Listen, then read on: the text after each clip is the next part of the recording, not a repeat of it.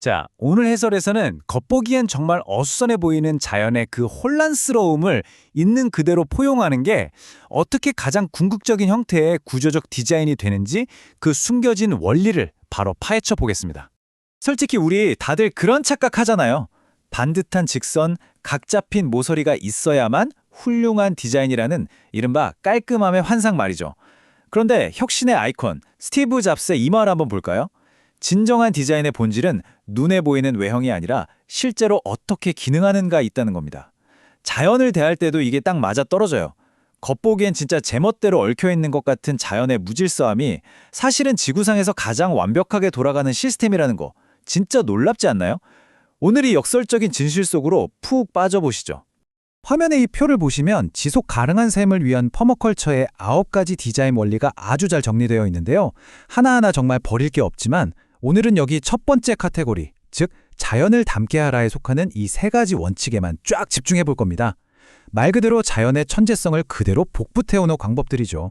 오늘 다룰 전체 로드맵입니다. 첫째, 흙에서 찾은 미래, 퍼머컬처. 둘째, 다양성을 높여라. 셋째, 가장자리를 이용하라. 그리고 마지막 넷째, 자연의 힘을 활용하라입니다. 간단하죠? 바로 넘어가 볼게요. 자, 첫 번째 섹션입니다. 퍼머컬처. 흙에서 찾은 미래. 흔히 보는 획일적인 단일 경작에서 어떻게 벗어날 수 있는지부터 짚어보죠. 화면에 띄워드린 빌 몰리슨의 통찰을 한번 자세히 보시죠. 우리가 흔히 잡초가 무성하고 막 넝쿨이 얽혀 있으면 너무 지저분하다 이러잖아요. 그런데 사실 이런 생태계는 스스로를 통제하고 끊임없이 자가 치유하는 그야말로 고도로 효율적인 질서 체계를 갖추고 있습니다. 마치 똑같은 유니폼 입히고 줄 딱딱 세워야만 통제가 된다고 믿었던 옛날 방식처럼 우리가 그동안 흙이나 땅도 그렇게 억지로 다뤄왔던 거예요. 이제는 정말 그런 오만함에서 벗어날 때입니다. 이어서 두 번째 섹션, 첫째 원칙인 다양성을 높여라로 넘어가 보겠습니다. 자연이 가진 아주 놀라운 방어 메커니즘에 대한 이야기입니다. 다양성이야말로 자연의 궁극적인 방어 무기인데요. 이 두 이미지를 쫙 확대해서 비교해 볼까요? 왼쪽을 보시면 자로 잰 듯이 빽빽하게 심어진 소나무 숲이 있죠. 인간이 빨리 목재 얻으려고 성장 속도만 보고 만든 단일 조림지입니다. 얼핏 보면 되게 깔끔해 보이죠? 그런데 제선충 같은 병해충이 한 번 싹 돌면요, 스스로 치유할 능력이 없어서 말 그대로 순식간에 도미노처럼 괴멸해버립니다. 진짜 씨앗폭탄인 거죠. 반면에 오른쪽을 보세요. 수많은 종이 마구 어우러진 다채로운 숲이죠. 여기서는 특정 해충이 퍼져도 일부 나무만 피해를 입고요. 천적들이 생태계 균형을 딱 잡아줘서 숲 전체는 아주 끄떡없습니다. 회복력 자체가 완전히 다른 거예요. 그럼 이 엄청난 다양성의 원리를 우리 텃밭에 어떻게 써먹을까요? 진짜 간단합니다. 모든 작물을 한날 한시에 다 심고 다 거두려고 하지 마세요. 수확 시기가 다른 애들을 섞어 심으면 우리의 육체 노동력도 자연스럽게 분산되겠죠. 그리고 작물에 직접 해 안 끼치는 잡초는 땀 뻘뻘 흘리면서 억지로 뽑지 말고 그냥 좀 두세요. 걔네 뿌리가 흙에 공기구멍도 만들어주고 습기도 꽉 잡아주거든요. 거기에 닭이나 오리 같은 작은 동물들 딱 풀어넣으면 벌레도 잡아먹고 알아서 청소부 역할까지 기가 막히게 해냅니다. 이렇게 그냥 섞어만 놔도 노동력 팍 줄고 비싼 약 칠 필요도 없고 생태계가 알아서 오케스트라처럼 화음을 맞춘다니까요. 자, 세 번째 섹션입니다. 둘째 원칙인 가장자리를 이용하라인데요. 두 환경이 만나는 그 전이구역에서 어떤 마법이 일어나는지 한번 보시죠. 방금 말씀드린 그 다양성이 진짜 폭발적으로 늘어나는 마법의 공간이 있습니다. 화면에 벤 다이어그램 보이시죠? 이 두 생태계가 만나는 교집합 부분을 한번 쫙 확대해 볼게요. 육지에 3가지 종이 살고 물에 3가지 종이 산다고 쳐보죠. 그런데 묻과 물이 만나는 이 축축한 가장자리를 잘 보세요. 원래 있던 3개 더하기 3개 해서 6개가 되는 그런 단순한 산술적인 덧셈이 아닙니다.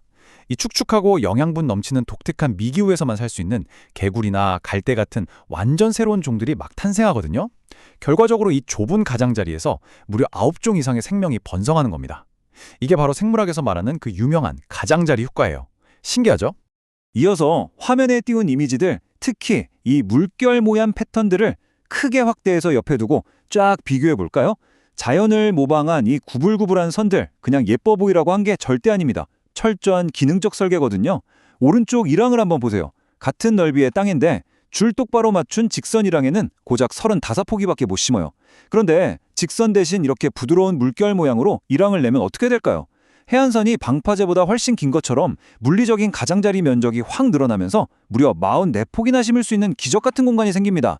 똑같은 땅인데 수확량이 30%나 훅 늘어나는 거죠. 대박이지 않나요? 실제 텃밭 사진 하나 볼까요? 화면 가득 확대해 보겠습니다. 이건 흙 위에 벽돌로 지은 회오리 모양 텃밭인데요.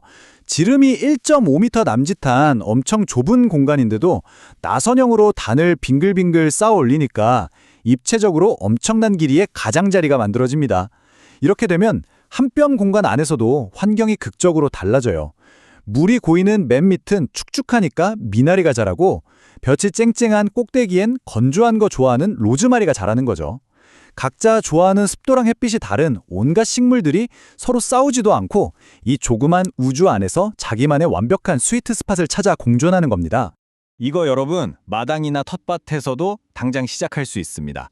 각진 화단, 자대고 그은 것 같은 반듯한 울타리, 이런 직선의 강박에서 과감하게 벗어나세요. 부드러운 곡선이나 물결 무늬를 팍팍 포용하고 구부러진 열쇠고리 모양으로 땅을 한번 파보세요. 당장 내일부터 여러분 주변의 미기후가 확 변하면서 이름 모를 곤충이나 새들이 막 날아들고 생물 다양성이 기하급수적으로 폭발하는 걸 직접 눈으로 확인하실 수 있을 겁니다. 어느덧 네 번째 섹션이네요. 셋째 원칙, 자연의 힘을 활용하라입니다. 생태적 천이가 어떻게 일어나는지 살펴볼게요. 화면에 이 타임라인 일러스트를 좀 큼직하게 띄워놓고 같이 한번 쭉 훑어볼까요? 아무것도 없는 맨 땅에서 울창한 숲이 되기까지의 과정입니다. 척박한 황무지에 제일 먼저 잡초들이 뿌리 내리고 얘네가 죽어서 거름이 되면 그제야 덤불이 자라고 또 그 그늘에서 어린 나무가 자라다가 마침내 거대한 숲, 즉 극상림이 되죠. 이 생태적 천이가 우리한테 주는 핵심이 뭔지 아세요? 우리가 이 거대한 숲을 만들겠다고 일일이 나무를 순서대로 심으면서 땀 뻘뻘 흘릴 필요가 전혀 없다는 겁니다. 우리는 그냥 초기 무대만 딱 세워주면 돼요. 그 뒤에 엄청난 성장은 자연이라는 최고의 조력자가 알아서 다 해줍니다. 일본 비와호에서 있었던 진짜 기가 막힌 실화 하나 들려드릴게요. 수질 오염이 너무 심해서 과학자들이 호수 맑게 하려고 식물을 심을 수 있는 거대한 인공 구조물을 물 위에 띄웠습니다. 막 복잡하게 무슨 식물을 심을까 계획하고 있었거든요. 그런데 나중에 가보니까 과학자들이 입을 떡 벌렸잖아요. 사람이 씨앗 하나 안 뿌렸는데 바람 타고 날아오고 새들이 배설물 떨어뜨리고 하면서 그 환경에 딱 맞는 토종 식물들이 벌써 자기들끼리 군락을 이루고 무성하게 자라 있었던 겁니다. 사람이 수고롭게 연구하고 심는 것보다 자연이 개입해서 일을 훨씬 더 빠르고 완벽하게 끝내버린 거죠. 진짜 소름 돋지 않습니까? 이 사진들 풀스크린으로 꽉 채워서 자세히 한번 보시죠. 이른바 다층 뿌리 덮개. 서양에서는 라자냐 멀칭이라고 부르는 진짜 끝내주는 토양 재생 기술입니다. 잡초 무성하고 딱딱한 땅 개간할 때 허리 부러져라 땅 파고 뒤집을 필요 없어요. 그냥 잡초 위에 두꺼운 종이박스 쫙 깔아서 햇빛을 싹 차단해버리세요. 그리고 그 위에 베어낸 잡초, 낙엽, 볏짚 같은 걸 라자냐 만들듯이 층층이 쌓기만 하면 끝납니다. 그러면 박스 밑에 잡초는 햇빛 못 봐서 알아서 썩어 거름이 되고요. 이 겹겹이 쌓인 유기물들은 미생물이랑 지렁이들의 뷰페가 되는 거예요. 자연의 부수 과정을 미친 듯이 앞당겨서 단 몇 달 만에 딱딱한 흙을 파슬파슬한 황금빛 옥토로 바꿔버리는 기적 같은 방법이죠. 자, 이 다이어그램 쫙 확대해 보겠습니다. 이게 바로 우리가 도달하려는 궁극의 종착지 7층 구조의 숲밭, 즉 푸드포레스트입니다.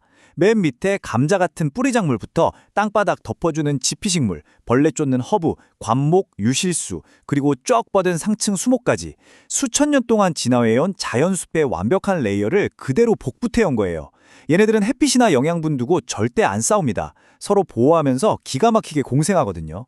우리가 물 주고 비료 안 부어줘도 알아서 양분 순환하면서 사시사철 먹거리를 쏟아내는 그야말로 꿈의 무한루프 시스템입니다. 그러니까 당장 오늘부터 여러분 텃밭에서 자연과 싸우지 말고 든든한 조력자가 되어보세요. 땀 뻘뻘 흘리면서 잡초 뽑고 땅 파헤치지 마시고요. 흙 벌거벗겨 두지 말고 종이나 볏짚으로 두껍게 이불부터 덮어서 수분을 꽉 잡아두세요. 잡초는 씨 맺기 전에 쓱쓱 베어서 그냥 흙 위에 다시 덮어주면 훌륭한 먹이가 됩니다. 여러분은 그냥 자연이 알아서 흙 살리고 비옥하게 만드는 이 과정을 아주 살짝 거들여주면서 속도만 좀 높여주시면 돼요. 딱 거기까지만 하시면 나머지는 위대한 자연이 알아서 다 해낼 테니까요. 자, 오늘 해설을 마무리하면서 여러분께 질문 하나 던지고 싶네요.